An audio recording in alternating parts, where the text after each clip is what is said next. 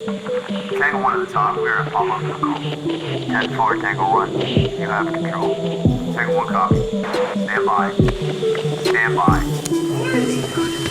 Integrity, passion, resilience. That's what this place was built on. That's what our community is founded on. Don't act like the example, just be the example. This is the home of the greatest fitness community in the world. We're trying to create strong, able bodies, resilient to injury with a gas tank to get shit done. If there's one thing from this podcast, it's about taking immediate action, find the problem, fix the problem. This is your opportunity. It's either a hell yes or a fuck no. It's that simple. You're doing that with the Tango 1 podcast. Now is the time to take action. Now's the time to do more and be more. All right. Welcome to the Tango 1 podcast. I am Tony Smith, former cop and SWAT team leader, owner of the Garage Gym and Tango 1 Solutions. And today I'm here with my buddy, Dan Goodman from New York. Dan was a D1 football player, still is at heart. He's the co-owner of Varsity House, which is like, we call it our sister gym in the U.S. And he's also the owner of the Business of Strength, which is a company that's helped me hugely. We'll get into that as we go on. This is the host of a great podcast, the Business of Strength podcast, and he's a bit of an author. He's been published in a few different health and fitness platforms, and he does great stuff. I follow him constantly. He's constantly putting out great messages, but most of all, he's just a meathead at heart. And that's what we're here for. So thanks for coming on, buddy. No, exactly. I mean, thanks for having me, Tony. It's been amazing to watch your growth as a business operator, and just as your friend, to see the impact that you've made in your gym community, and now with this podcast. I'm glad and fortunate that after asking you like 17 times to feature me as a guest, that I'm finally here. Well, you make a good point. You did ask me a lot. I was uncomfortable with the whole, like, we're so far away. I like to do this like in person, but this is pretty good. Yeah, no, it's good. It's going to be fine. I mean, we've obviously had we've had you on the show a few times, and I think those episodes were awesome, and hopefully we could do well today too. Yeah, I think it's going to be great, man. And you've got such a great story. So no matter if you're a business person or just like a workout junkie like the two of us are, it's just like a great story. And our story of our bromance is a pretty good story too. So why don't we just start there? And get that off the table? Well, like every good friendship, I mean, usually, you have meatheads that, you meet in high school, you play contact sports, you're training in the gym, and it's, one thing leads to the next, and the bromances are formed. Well, I guess it was 2015? Was it 2014, 2015? One of those summers. We were out in Utah at Jim Jones, and we were going through our level 3 advanced seminar, which was hellacious. I mean, Bobby kicked our ass. I mean, I don't know why we kept going back for more of that, but I miss those days because it was an absolute blast. And we all voluntarily challenged each other to a 1 minute all out on the Air Dyne, like a bunch of knuckleheads. And, some of the numbers that were coming off the chopping block, it was like 77 calories, 80 calories, legit. Like those were the numbers for 1 minute. I remember Rabs went first. He hit like 77.2. I'm like, dude, well, I've never even seen a number like that. Yeah. So we all go, we crush ourselves. And then Tony goes and he comes off, and like, I thought you were going to die, like I honestly did. And Tony just sits down on the table right on that. It's like the, what the hell was that? It's like a tool shed. You're freaking sitting on like for it, the back of a pickup truck. Exactly. You're right by the front door, and you just are saying, ice. I'm like, what? You're like, I need ice. I was like, all right. And I went and got you ice, put it on the back of your head. You're like, oh my God, thank you. And at that moment, the thing is that what you didn't realize is I was actually taking a video of you as you were saying, give me the ice. So I think later on that weekend, I shot you the video, like obviously, I don't know if obscenities are allowed on the show, but making fun of you. And, from then, we formed the bromance, and we've been able to do some cool things since, hanging in California. You've come to visit me. I've come to visit you. And now here we are 5 years later. Yeah, that whole Jim Jones thing was wild, man. Like that was especially back in those days, it was like some heavy hitters. And I remember when Bobby Maximus there, it's like, oh, we're going to do one more thing before we're done. We'd been there like for 5 days. We climbed a mountain. It was the only day that we didn't work out twice. We ran up a mountain that day. And that crushed me the worst. People were like, yeah, we're going to do this thing called recovery. I'm like, dude, climbing a mountain at 265 ain't fucking recovery, okay? This killed me. In the 90-degree heat, it was so hot. Exactly. Yeah, exactly. I mean, that time though, in my defense, that was my third go because I lost my first 2 rounds of that little tournament he did. Because I PR'd too. I PR'd my first 2 runs at it and still lost to these monsters. I got out the first crack. I was like, yo, I'm not doing this again. I'm willing to fade to black to get out of this thing. So for Jim Jones, for people that don't know, we were like, you had to go up there to get that certification. You had to go up there at least 3 times. I think I went 4 or 5 leading into that, and then spend that last week there to get your level 3. And it was 2 workouts a day. You had to like crush the 2K row, the 2K ski, and all these things. But one thing that stood out on that trip was a lot of us, like we went out, we had some fun too. Like some of those guys and girls were just great. But like you guys were already seemed so advanced in like your business like mindset. And my gym had been operating for maybe a year inside my house, and we had no business whatsoever. And I remember you speaking about it, and we were just kind of like, it stood out to me. And you probably look back at those days and think you knew nothing, but like how much you knew at that point, and then you've only started to grow. We talk about it on our show a lot, and I make fun of Joe and I because it's like, okay, well, we go out there. We were training a lot of athletes at the time, and we'd go out for beers and hang out, and nobody was asking us any training questions. They're like, so how do you do this with your operating system? Or what happens with this in the marketing system? I'm like, dude, are we onto something here? Like, I mean, because I didn't know. I was sheltered, right? Like for 5 years, literally like part of going to Utah was self-serving for myself because I had spent so much time in the gym.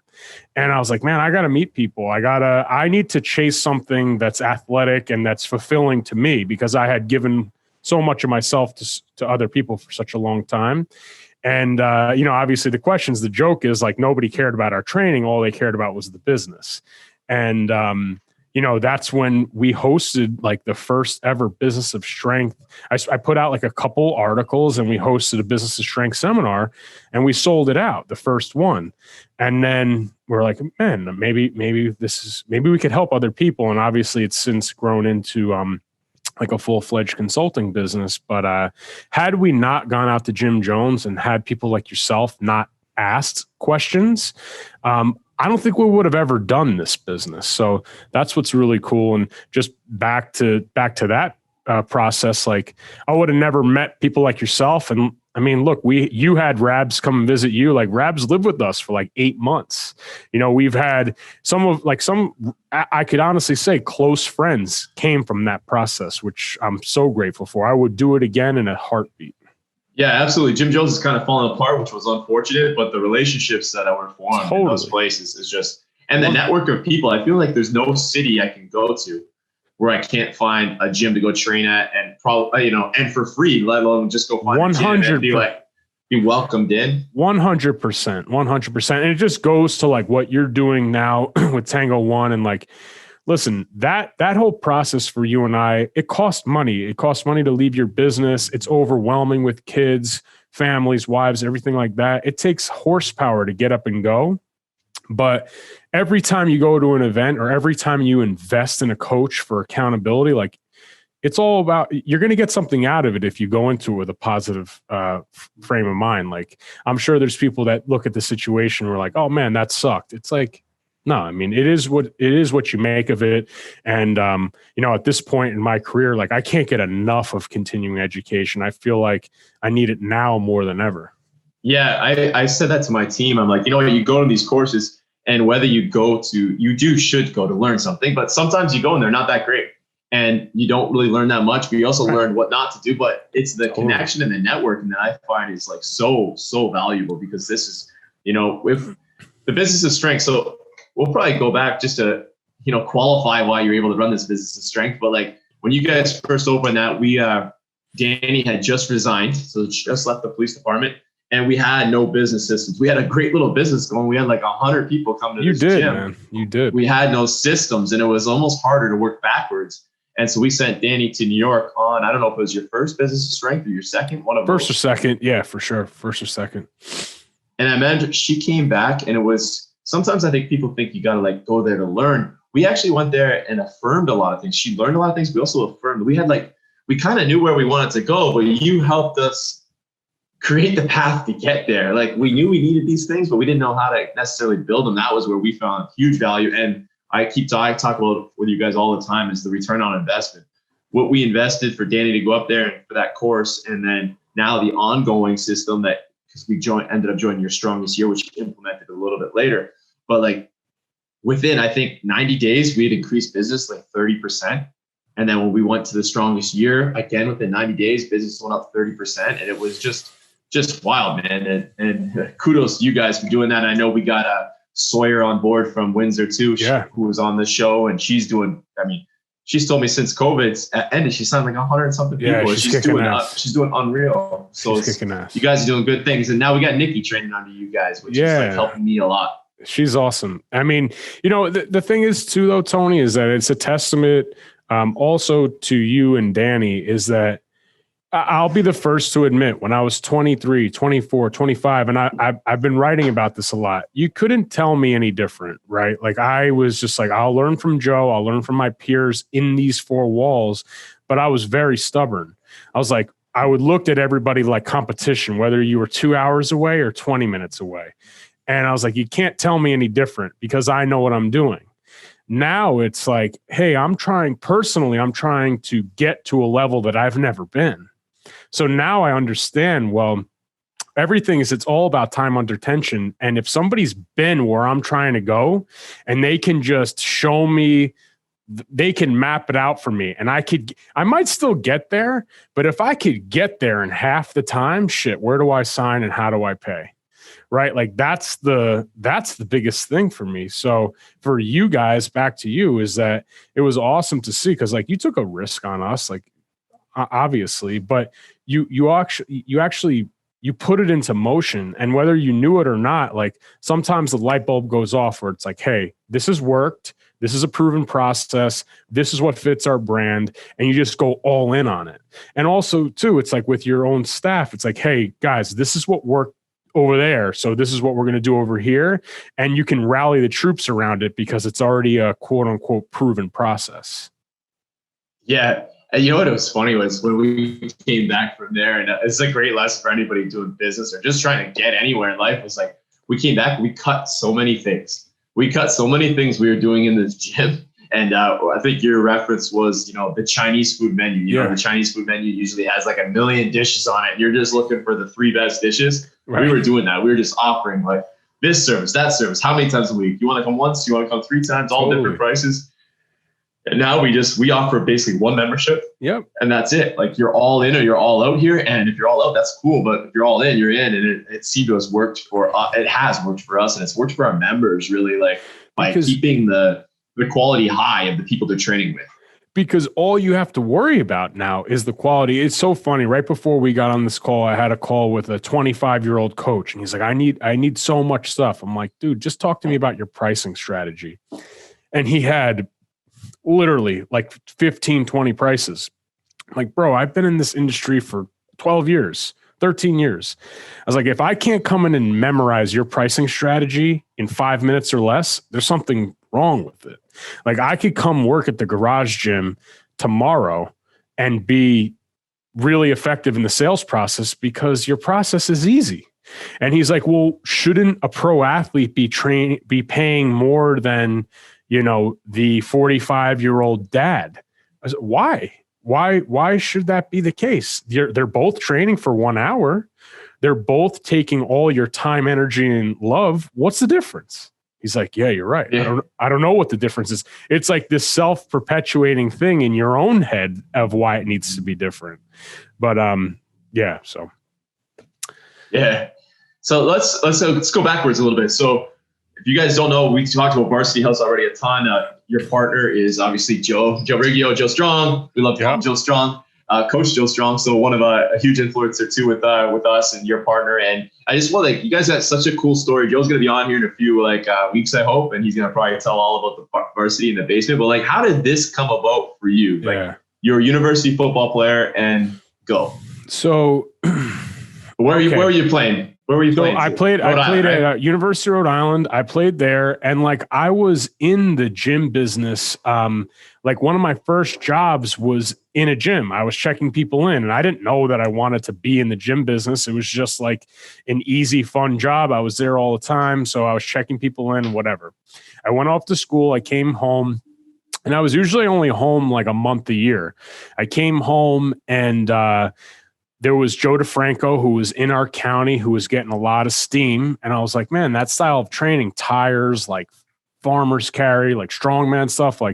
I knew that stimulus would be a good complement to what I was already doing, which is Olympic lifting, front squat, back squat, bench press, repeat sprints. That's it. And so I came home for a month, and I spoke to my friend. I was like, yeah, I was thinking about going this DeFranco guy. He's like, no. He's like, there's another Joe from Jersey that just started a gym close by. Why don't you roll up and check it out? I went over there.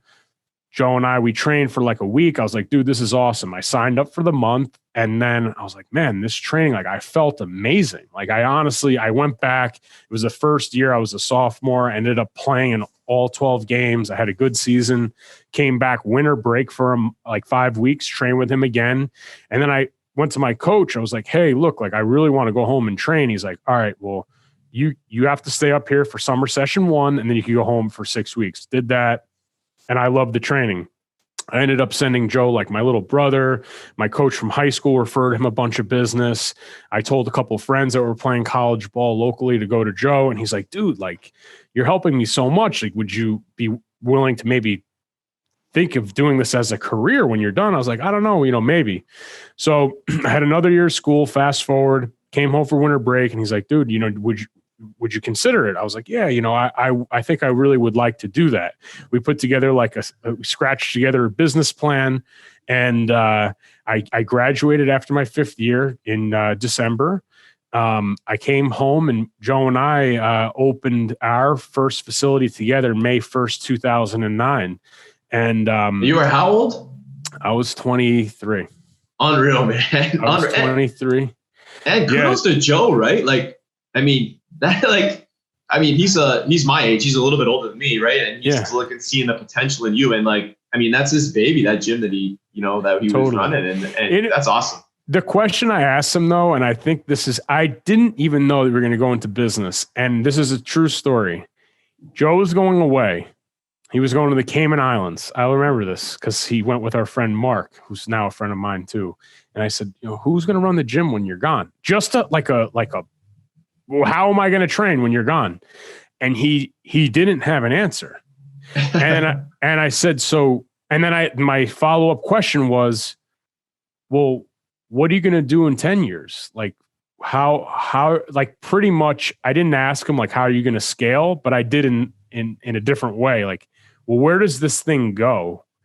Are you going to work 60 hours a week doing 45 session hours forever? And I got him to think about it. We did a camp together, and I guess he saw me interact with kids and stuff. And I had sold him a lot of business with no expectation. I had given him a lot of opportunity. He was like, well, if I partner up with this kid and it sucks, then we could just close it down. I mean, there wasn't a lot of risk on his end. At that point, the business wasn't what it is now, right? And no offense to him. I mean, all the clients were his. So if I came in and the business sucked, he could have just been like, hey man, I'm going to buy you out of this very nominal buy-in and you're done. So, but to take the chance on me, I posted it the other day. I think about it now. I'm super grateful because he didn't have to do that. And, it enabled me to really cut my teeth on business ownership at a very young age. That's awesome. Let's talk football a little bit. So we're coming off of yesterday was your Thanksgiving and not ours, just so you know. But we still celebrate. We live on the border city, man. But even though we have the worst football franchise in the world, the worst franchise of all sports belongs. What happened here. to their decals yesterday? What did they forget them? Man, who knows? They probably like it's such a joke. The Lions are so terrible, man. They're terrible. But let's talk football. You played guard? Yeah, I played guard. Yeah, man. Yeah. How's the body feeling these days? You still feeling beat up? Like, you played a ton of games. If you played as a sophomore, 12, so then you went right till you're a senior, right? That's a ton plus high school football. So I played in like 36 college games, but people don't realize too, like, the spring season is worse than the fall season because you're full padded practice for 2 months with no games. So it's not like they're peaking you for a game and then deload. It's just like kick the shit out of each other for 2 months to earn jobs for summer camp. You play one spring game and then you go to camp. So I was actually just talking with a guy that's like 5 years older than me, and I haven't seen him in a long time, but he just got his hip replaced. I was like, oh shit, man. Oh, and like, I definitely like SI joint, my right hip, it bothers me, but I think I've gotten a lot smarter in my exercise selection in the last few years. I'm not like crushing myself in the gym as much. I'm trying to stimulate and not annihilate. And I've definitely been doing more like body work, like going to the chiropractor, actually like going for massage therapy, things that I just never had quote unquote time to do are things that I'm scheduling like a training session. Tried to, obviously the weight thing is always a battle. I was almost 300 pounds in college, and, obviously being lighter helps. But body overall, knock on wood, I feel pretty good. We'll see how it goes. Take it one day at a time. But I mean, the guys I played with in college, those are my brothers, and I would never change a thing. I wish that I would have, my whole intention in high school is like, I want to get a scholarship and I want to play Division I football. And I wish that I would have at least like set the bar a little bit higher, because same thing with business. A business can never out earn the mindset of its leader, and it can never out earn the vision of its leader. So like if a leader thinks like, oh, we can only do $500,000 a year, you will only do $500,000 a year. And I know, like with my little brother, I was like, dude, he's a great football player. I was like, yo, man, like you could play in the NFL. Like you can do it. And he believed it. And, he had a one-day opportunity with the New York Jets, but he believed it all the way through. And I think that's why he enjoyed a better collegiate career than I did, just because he didn't think it was going to be over. I never thought that it would go beyond that. And now I like reach for the freaking stars, man. I wish I would have dreamed bigger. Yeah, man, that's so funny you say that. We're sitting in the podcast studio. I showed you, I gave you a little virtual tour before we started recording. The podcast studio is attached to our war room, which is designed after your war room, which is the whiteboards everywhere. Yeah. That's the way we came back from New York. I'm like, oh, whiteboards everywhere, the whole house. And anyways, and right on the whiteboard in front of me, it says "Think Bigger," and that was our motto for our team here at the gym, the Garage Gym, was "Think Bigger." Mm-hmm. And some things obviously slowed us down, but thinking bigger and planning stronger, I think it's just like at the end of the year, we're going to end up a little bit ahead of last year, which is incredible, and it was a great lesson for people. I did a high school lecture yesterday or 2 days ago. I saw that. That's what I was talking to these kids, man. Like, think bigger. And then the other thing, and this is a question for you, since you played at even a higher level of football than me. Casey was a university quarterback, and I feel like football players just have like a little bit of a different bond that goes on between us. And how much do you think that's helped you in business and in leadership? Because I think it's helped me become a good cop, and that's helped me here again. Man, I mean, look, honestly, I this is the truth. I would not be sitting here right now without sports. I wouldn't. I mean, I would be doing something else, but I attribute any success that I've had up until this point to the game of football. And that's why, like, people ask me, like, are you going to let your son play football? I was like, hell yeah, I am. Like, I owe everything that I have in my life to this game. I really do. I do. Yeah. Like, my parents, unbelievable. I was very fortunate. I had a great, like yourself, I have a great relationship with my family. My in-laws are great. Obviously my relationship with my wife is awesome, but like it all stems from like I never forget. I came home in second grade. My mom's like, you could join wrestling or you could play football. You can't do both. I was like, all right, I'm going to play football. And I never looked back. Right. And people will talk about like sports specialization. Like I chose that. I wanted to be a football player. So from second grade on, that's what I was. And I think from a leadership standpoint, I never scored a touchdown in my entire life, but I was on a lot of winning teams. And I knew, like when I went to college, I think one of the best learning experiences that gave me is that I was on a team with people from Canada, from California, Texas, Georgia, Florida, Rhode Island, New Jersey, all different walks of life, all different socioeconomic backgrounds, the whole deal. And it just exposed me to so many different personalities, right? And if you could rise to the occasion and become, I don't know, just a respected team member and somebody that is of value to your team, dude, you could do that anywhere. Like playing the corporate game, like leading a team here, there's no difference. It's the same exact thing. And it's the O-line mentality that I have towards it is that I don't care who gets the credit here. I just care that we're winning games. And it's kind of the same thing with football. I never got my name in the newspaper, but we won a lot of games. Yeah. You know, that's so true. And the offensive lineman, man, those guys, man. I remember the drive that we won to seal the national championship, and the offensive lineman just saying like, "This is on us. This is on us," and we just ran. And they got zero credit. Now one name in the newspaper. Never. It's just crazy. It's crazy. It's amazing to see. But you know what would be amazing to see is you in a wrestling singlet. So maybe that would have been.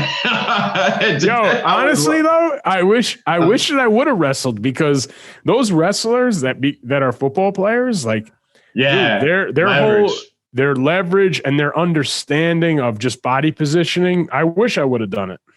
Yeah, I'm gonna read an ad, man. I don't know if you got a beer. If you want to crack it, I'm gonna read this ad in first. So Stephen Kidd, financial advisor. Does your financial advisor take the time to really listen to you? Is your financial strategy personalized for you and your family? And will your financial advisor be there as your life and financial situation change? When you work with Stephen Kidd, your Edward Jones financial advisor, he focuses on what's important to you. You'll work together and use an established process to create a personalized financial strategy backed by the advice, tools, and resources to help you reach your goals. And you'll partner to help your strategy stay on track.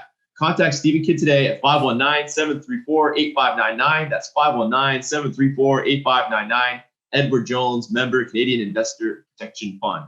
So Stephen Kidd this morning and we still do the old FYF from Jim Jones. So we're still doing those. And it was today was an EMOM every 2 minutes on a minute, 10 back squats. And then every third round you had to do 25 cows. And like my legs, man, I want to come up these stairs. They're dying. 10 rounds of that? Oh, we did 24 rounds. We ended up doing 240 squats. Oh, dude, you're psycho. Yeah. I can't do that. I should get up and show you these skinny jeans right now. I'm like busting out of them. Dude, and not in the right places. You got the skinny jeans. You did your hair. I'm like, dude, I look like a piece of shit. I'm like, look at that. This is my new do. My new do. Man, I got my COVID hair. My COVID hair.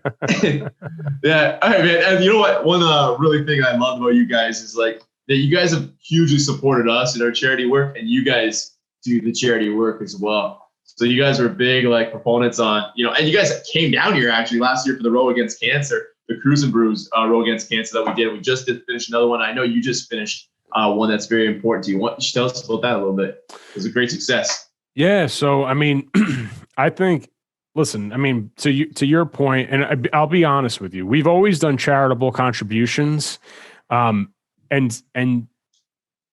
to volley it back to you, the Cruise and Brews thing in my head, I was there, I looked around, and we went out afterwards, and we didn't talk it up too much, but obviously as your friend, like I was in awe. Honestly, I was like, holy shit.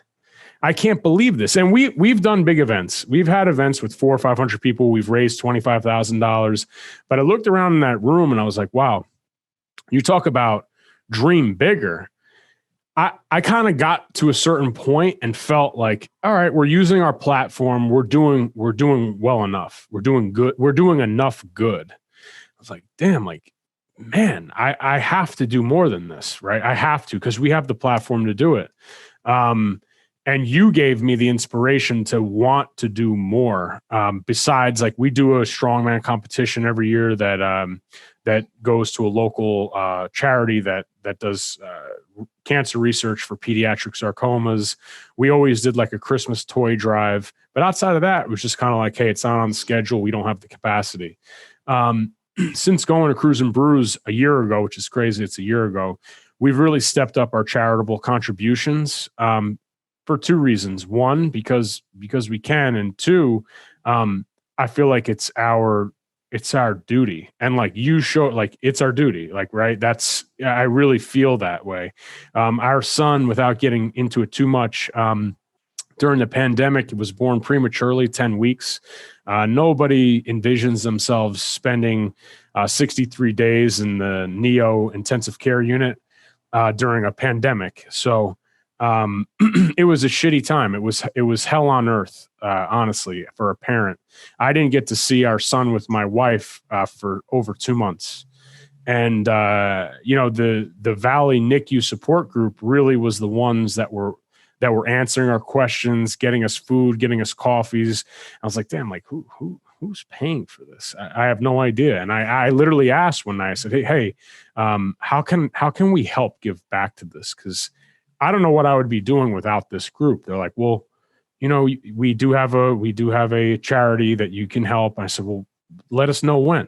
They said, well, November's Prematurity Awareness Month. Do you think maybe you could do an event?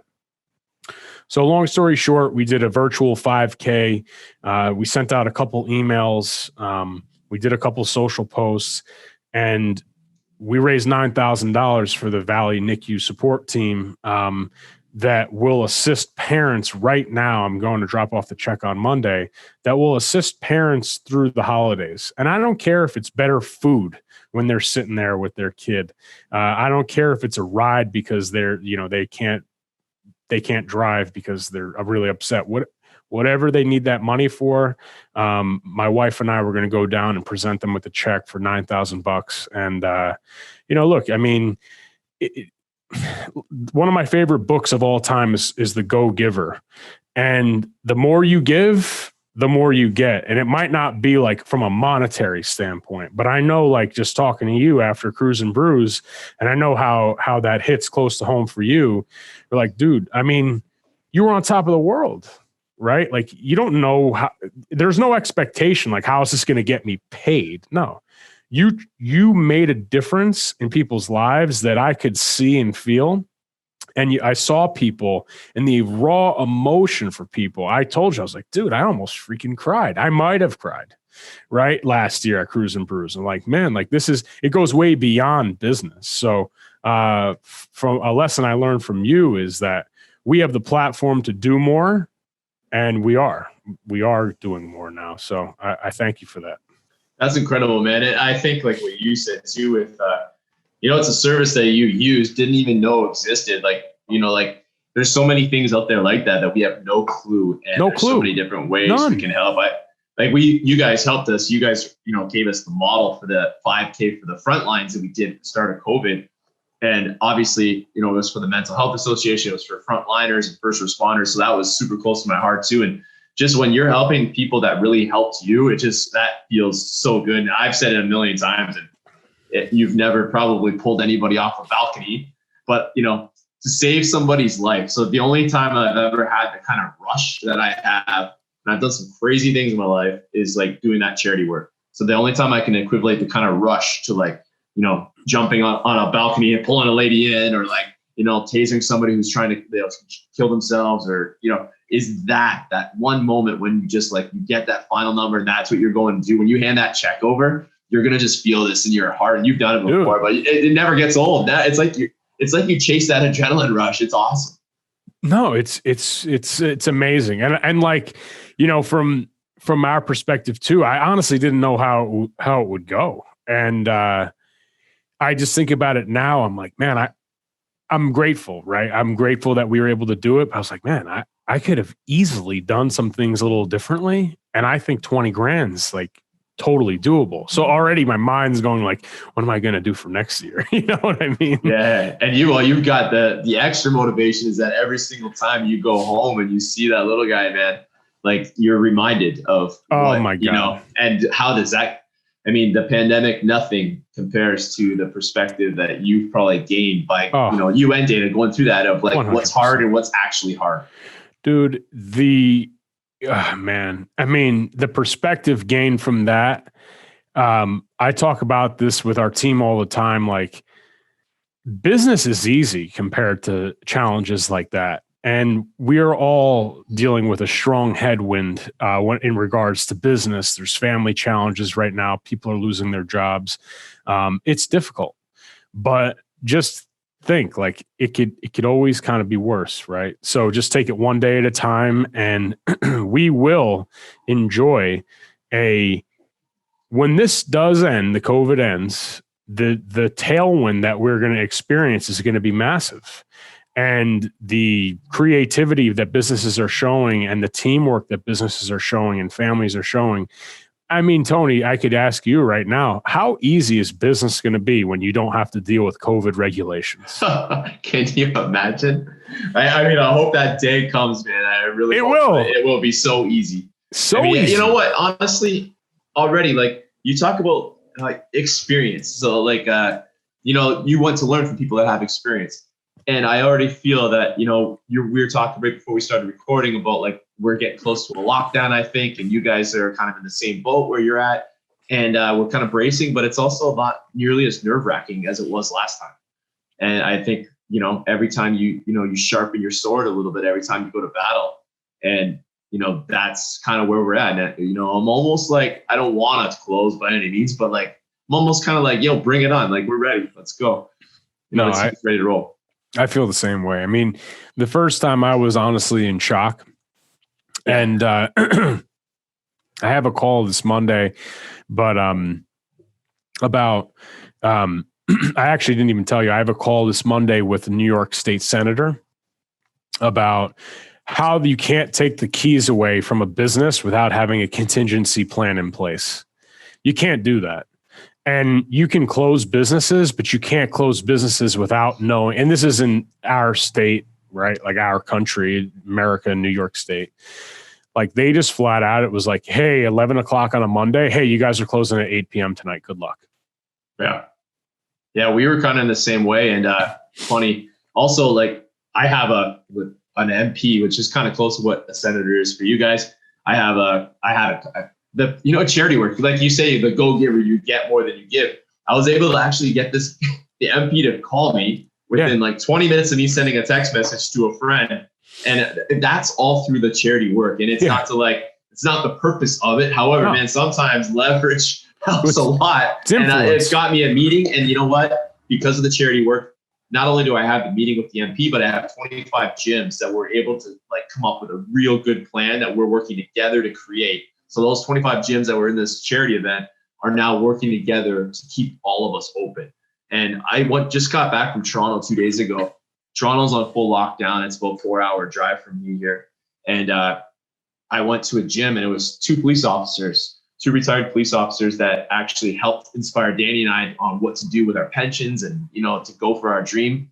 And they had to close their doors. It was being there, and I purchased some equipment off them to help them out and to help us out, but also just to support, and just being there and seeing their faces as their dream was taken away. If you're damn right, like you can't just close business and not offer anything. And just throwing a few $1,000s and some loans that are just going to add to our debt is not the answer. That's not the answer.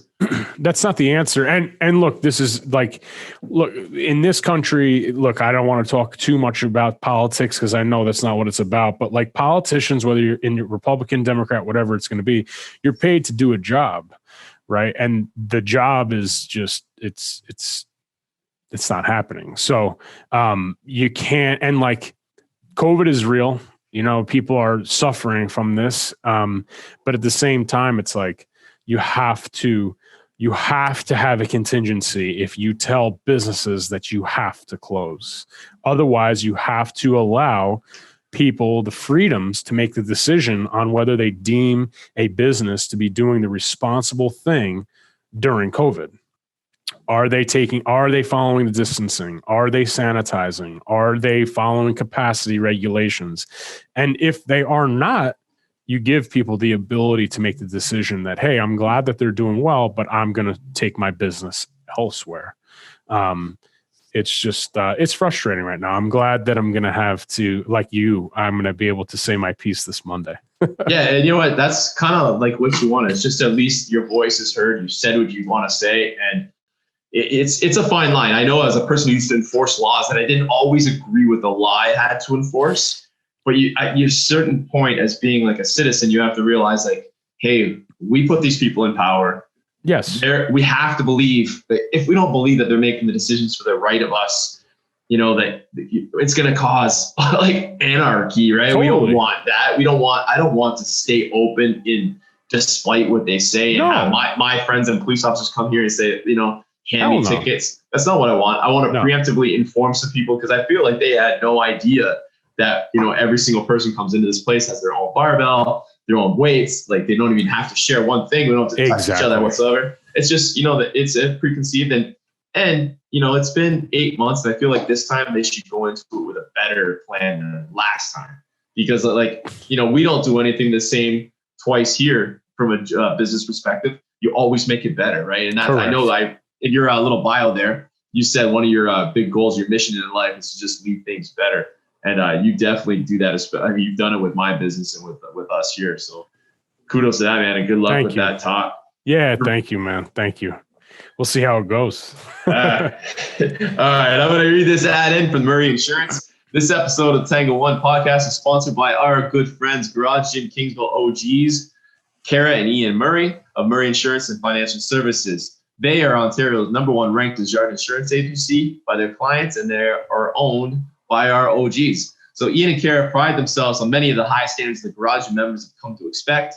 Their expertise in the industry with a combined over 100 years of experience in their office. They're the best in customer service.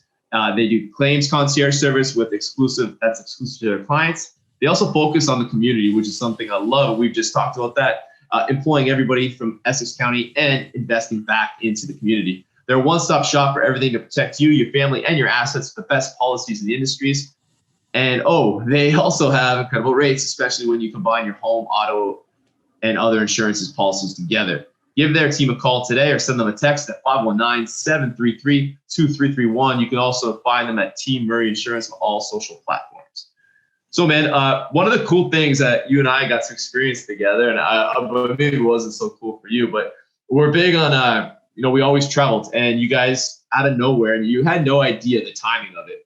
I had just been through a friend of mine was in a shooting. I was highly involved in it and show up to a scene. It's chaos. And my life was kind of like a little bit in turmoil. I was questioning what I was doing as a police officer anymore. And you invited me out to Venice Beach, California, you and Joe. Come and stay with us. You guys even like fronted the bill for the Airbnb. And I don't know if you did that on purpose or what, but it changed my life, man. I showed up to that thing for Jake Perugia. We had fun, man. That was awesome. And I had no expectations of that thing. I was kind of just going to get away and going to go to this seminar with you guys. And then next thing you know, we're in this like retreat and we're like pouring our hearts out.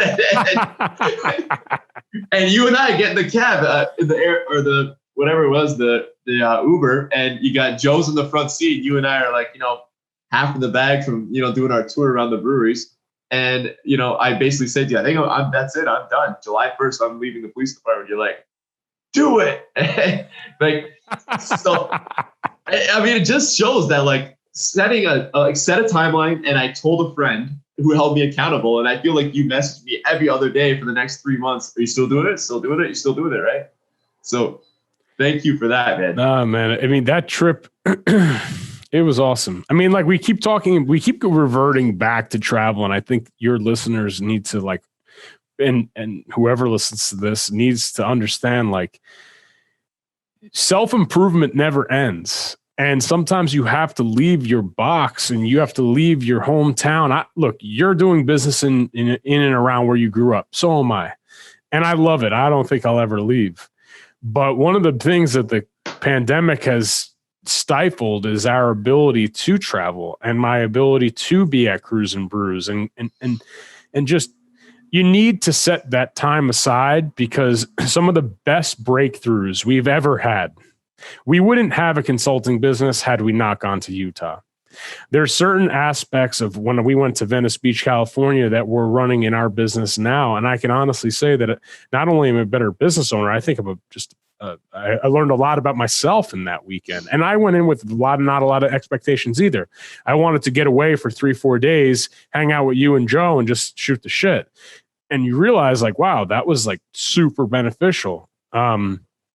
Continuing education and continuing to work on yourself. I think a lot of people, including some of my friends, it's just kind of like, oh yeah, like you go to high school, or maybe you go to some college, or you finish college, and then like learning stops.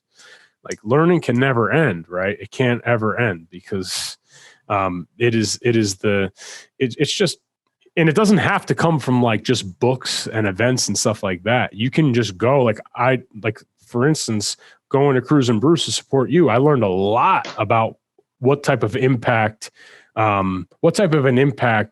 one person can, well, not just you, but your whole crew, like your whole team, your whole gym. You guys had almost 700 people in that arena rocking it, man. Like, and it was a blast.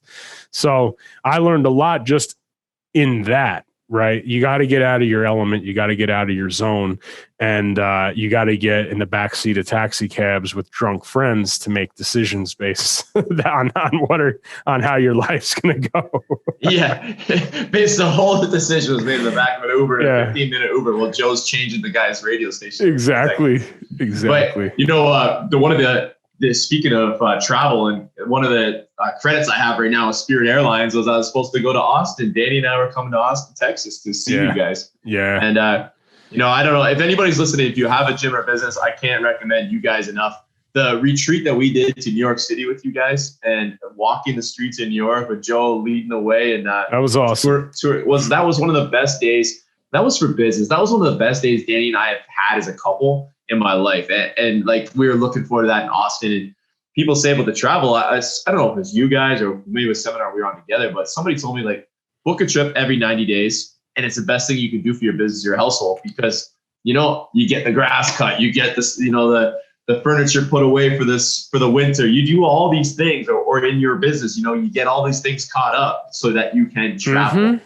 And it's just like, it's a good way of cleaning up. And it doesn't, when I say travel, man, you could just go rent an Airbnb, like, you know, like mine on the water there. Just go rent the Airbnb, something like that for a couple of days, get a new scenery, and it just revives you. No, definitely. Like, I mean, we did that because we can't really travel. We rented a beach house. My family and I, like, we rented a beach house for 3 nights. It's just a change of scenery. It's just, it changes up creativity. It changes up perspective. And the one thing it also does is when Joe and I were in the business fully and we were doing 40 sessions a week, we had given other people jobs like, hey, you're going to be in charge of, let's say, operations, or you're going to be in charge of sales. When you're there all the time, people are never really in charge of those things, right? They're not, unless you really step away. And part of stepping away was Joe and I removing ourselves from the business and saying, okay, we're going to go away together for a week and see what happens. And we saw the business grow. And it's like, wow, we're allowing these people space and air and the ability to think creatively within the context of their specific job. And it was the best thing that we ever did as business partners. Was it improved our relationship as business partners, and it improved the productivity of our team members. And it also shined a light on the team members that maybe weren't mature enough to be left alone and had to exit the team. So yeah, it was the best thing we ever did. You know what? Yeah, I agree. That's a great point. That's one of the things I think actually you said to us is, like, if you can go away for a week and not check in, you know, you've got a real successful business. And hell you yeah. know, and I got a great example that I actually came into the gym. I was coming to the gym all the time when I'm not working, obviously, or officially working. And Steph was here managing, and one of our employees did a real, like, terrible. And it was like one of those ones where I wanted to fire the person on the spot. And Steph didn't do anything about it. at that moment. And I remember calling her in and like, hey, what's going on? She's like, well, you were here. And that's just the example. So I kind of took away Steph's like, captain shirt because I was standing in that room. And so I'm watching her expecting to do something, but she's like, you're the boss and everybody knows you're here.